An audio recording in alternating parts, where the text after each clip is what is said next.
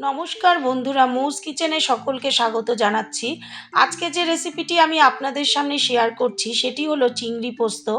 এখানে আমি 500 গ্রাম চিংড়ি মাছ নিয়েছি। চিংড়ি মাছগুলোকে আমি ভালো মতো ধুয়ে নিয়েছি।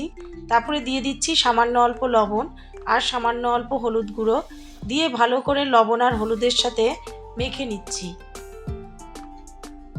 এরপরে এবার আমি শিলপাটার মধ্যে দিয়েছি 2 চামচের মতো পোস্ত আর দিয়েছি 3টে কাঁচা লঙ্কা দিয়ে আমি একটি মিহি পেস্ট তৈরি করে নিচ্ছি। সামান্য অল্প জল দিয়ে আমি মিহি পেস্ট তৈরি করে নেব। এটা আপনারা মিক্সার গ্রাইন্ডারেও পেস্ট করে নিতে পারেন।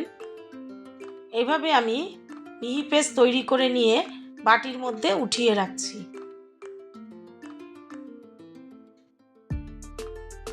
এরপরে এখানে আমি নিয়েছি একটা টমেটো আমি স্লাইস করেছি, একটা বড় সাইজের পেঁয়াজ আর 4টে কাঁচা লঙ্কা। কাঁচা লঙ্কাগুলোকে আমি চিড়ে দিয়েছি। এবার আমি গরম তেলের মধ্যে এখানে আমি 3 চামচের মতো সরষের তেল দিয়েছি। দিয়ে আমি চিংড়ি মাছগুলোকে হালকা ভেজে নিচ্ছি।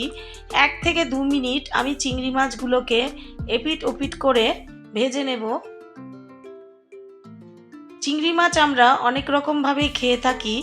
একবার এইভাবে পোস্ত চিংড়ি করে দেখুন, খুব ভালো লাগবে গরম গরম ভাতের সাথে খেতে। এইভাবে আমি 1 থেকে 2 মিনিট চিংড়ি মাছগুলোকে ভালো করে নাড়াচাড়া করে সামান্য অল্প ফ্রাই করলেই হবে, বেশি ভাজার দরকার নেই। আমার ভাজা হয়ে গেছে।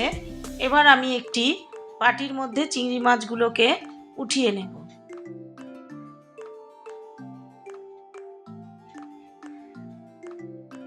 এবার এই সেম তেলের মধ্যেই আমি এখন দিয়ে দেব এক এক করে সমস্ত কিছু।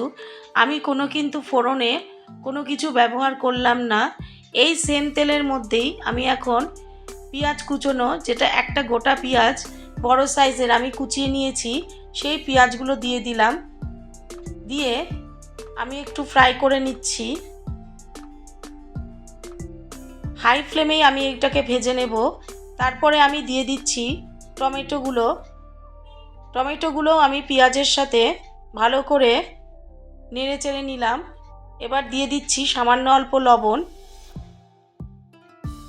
দিয়ে টমেটোগুলোকে ভালো করে যাতে গলে যায়, যতক্ষণ না গলে ততক্ষণ পর্যন্ত আমি টমেটোগুলোকে ভালো করে হাই ফ্লেমে নেড়ে নিচ্ছি পেঁয়াজের সাথে। এরপর এর মধ্যে আমি পোস্ত বাটাটা দিয়ে দিলাম। টমেটো আমার গলে গেছিলো। এরপরে পোস্ত বাটা দিয়ে ভালো করে আমি মিশিয়ে নিচ্ছি। তারপরে এর মধ্যে আমি দিয়ে দিলাম 1/2 চামচের মতো হলুদ গুঁড়ো আর দিয়ে দিচ্ছি 1/2 চামচের মতো চিনিটা দিলাম যেহেতু টমেটো দিয়েছি, টক ভাবটা একটু ব্যালেন্স করার জন্য আমি সামান্য অল্প চিনি দিয়ে দিলাম। এরপরে আমি এখানে দিয়ে দিচ্ছি 1/2 বাটির মতো জল। যেই বাটিতে আমি পোস্ত বেটে রেখেছিলাম সেই বাটি দিয়ে জল দিয়ে আমি বাটি এই মধ্যে দিয়ে দিলাম আমি 4টে চেরা কাঁচা লঙ্কা। এবার আমি এর মধ্যে ভাজা চিংড়ি মাছগুলো দিয়ে দেব। দিয়ে ভালো করে পোস্তর সাথে মিশিয়ে নিচ্ছি। এরপরে আমি এর মধ্যে ঢাকনা চাপা দিয়ে 2 থেকে 3 মিনিট হাই ফ্লেমে রান্না করব। 2 মিনিট পর আমি ঢাকনিটি সরিয়ে দিলাম। আমার পোস্ত চিংড়ি মোটামুটি তৈরি হয়ে গেছে। এবার আমি একটি বাটির মধ্যে উঠিয়ে নেব। পোস্ত চিংড়ি আমার পুরোপুরি তৈরি হয়ে গেছে। এই রেসিপিটি দেখার জন্য ধন্যবাদ।